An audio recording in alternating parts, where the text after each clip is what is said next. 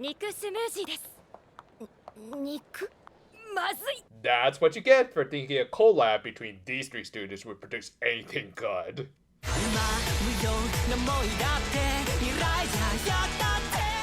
Continuing right from where we left off last week, Kana was assigned to introduce their middleware system to a possible investor who turned out to be one of those guys from the expo who was voiced by Judai Yuki. I'm just gonna assume he wanted something to make his elemental heroes look better. That said, he wasn't going to be their representative, but rather this fiery redhead named Akane. Huh, that name sounds kind of familiar, but whatever. The staff of Magilumiere quickly introduced themselves to her in their own unique ways, in particular their president. Yeah, I can't imagine why.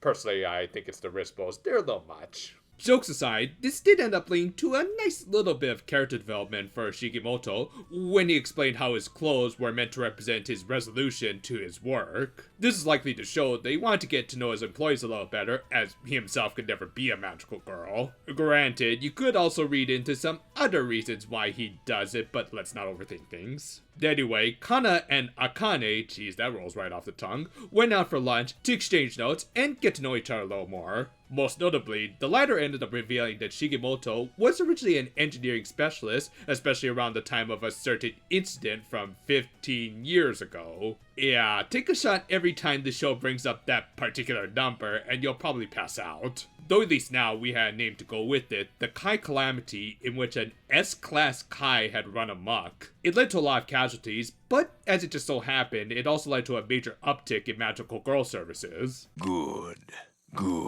Yeah, while the show did kind of overdo it with the whole 15 years thing, this was still starting to become an intriguing little plot point, as Akane even ended up raising the possibility that there might have been some sort of cover-up. Later, we also learned a little bit more about Akane herself, and how she was a bit of an overachiever to the point that she was even mapping out her whole itinerary for the next day. Granted, a lot of that came from the expectations that people like Judai had placed upon her, and her wanting to live up to them, which, yeah, is probably one of the most common backstories for the average 9-to-5 worker in Japan, for better and often for worse. Anyway, the next day, Shigimoto introduced their system, and even gave it a name.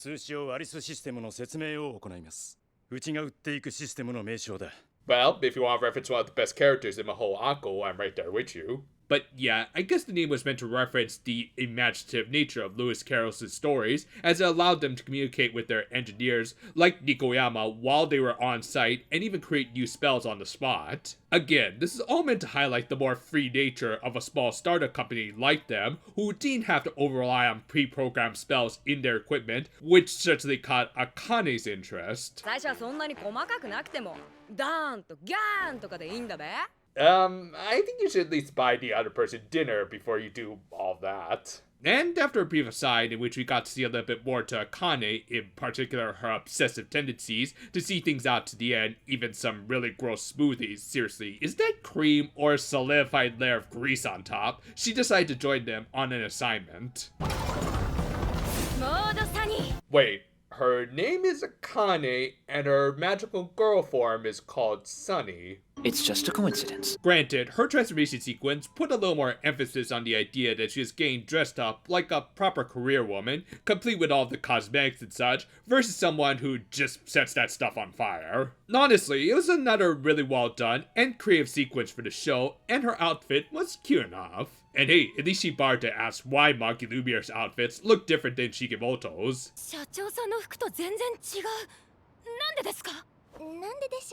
Again, I think he just wants to monopolize on his daughter's look. Anyway, they were going to take on a seemingly simple assignment to deal with a Kai that seemed to just be pestering an apartment complex, so yeah, you could tell things were going to go really south by the end. Anyway, it seemed like he was mostly just messing around with the street lamps around the area. This gave Kana a good chance to flex her intellect in both explaining an ideal solution to their problem and how the Alice system could make it happen. It was both a good character moment and some strong world building to show how they did have to use particular spells to minimize the damage to effective equipment like the lamps. With all that in mind, they managed to isolate the Kai infections whilst not damaging the sensitive light bulbs that they had attached to. It wasn't anything too exciting, but thankfully it was short, which was the point, as they wanted to show off the efficiency of their system. However, it also ended up leaving Cure Sunny at home with a sense of incompleteness, as she felt like she could have done more. Fortunately for her, there still seemed to be some stray Kai in the area. And I really like this little bit of visual storytelling where Akane spoke over Kana when they got their assignments to really highlight her spirited, yet clearly kind of reckless nature that ironically, or maybe appropriately, her fellow hothead and Hitomi picked up on. Meanwhile, the boys tried to figure out what they were dealing with. 該当のものと同じタイプのようなんですが、電気系ってこと？ Okay, so just go out and catch a Diglett or something and you should be alright. But yeah, as a result, it affected their communications, and yet Akane still wanted to go in. Of course, this wasn't a good idea, especially when you consider that there is a good reason why electricity and fire are often grouped in the same elemental groups in some Asian teachings like in China. After all, they are both the result of a form of combustion, with one just being a little more out of control than the other. Kinda makes you wonder why there hasn't been a fire electric type Pokemon yet. That doesn't count. But yeah, according to Hitomi, the electric types were likely just byproducts of a much larger fire type Kai. And she had also predicted that Akane might go off on her own under the pretense that she'd be okay, which, as she very correctly put it, not everyone's definition of okay was exactly the same, especially someone as obsessive as her. Fortunately, Kana managed to save her just in time. However, the episode then ended with a pretty damn epic reveal of what they were dealing with, which turned out to be the freaking Justice Stand from JoJo. Yeah, that was a pretty awesome cliffhanger to an otherwise okay-ish introduction episode to a new character. I mean, so far at least, Akane is an interesting enough character, and there were some good little tidbits of world building sprinkled in. There wasn't a whole lot of action here, but I think that hardly matters considering that we're going to probably get a lot more next week.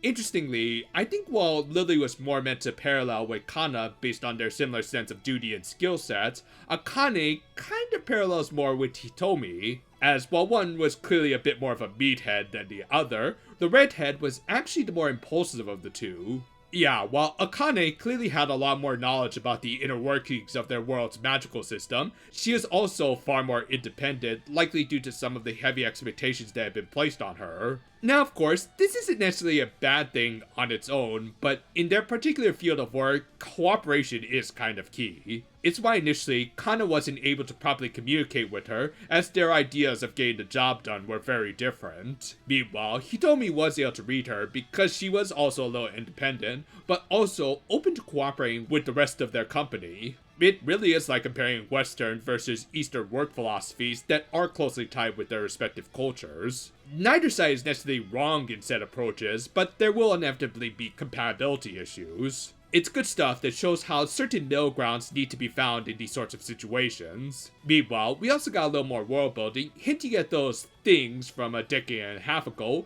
as well as exploring these magic systems. And while the latter did kind of devolve into technobabble at times, it was at least kind of interesting to learn more about it. And that kind of describes this episode overall. It was okay-ish, as it mostly just acted as an introduction to Akane. In my opinion, she's not quite as fun as Lily and her unique dedication to her job, but she does explore interesting themes of different work cultures. And hopefully, the two sides will be able to come together, because it looks like they're gonna have a hell of a fight next week. Thanks for watching, and if you're at work, well, maybe you should get back to it, but if you're on break, well, maybe you could watch a few more of the videos here. With Acro Trip done, our regular bi-weekly review schedule will return to Wednesdays, with us starting a new series next week. Look forward to it. Until then, though, for now, my friends, and... Okay, who forgot to change out the light bulb? It's always going to be such a pain to replace those big ones.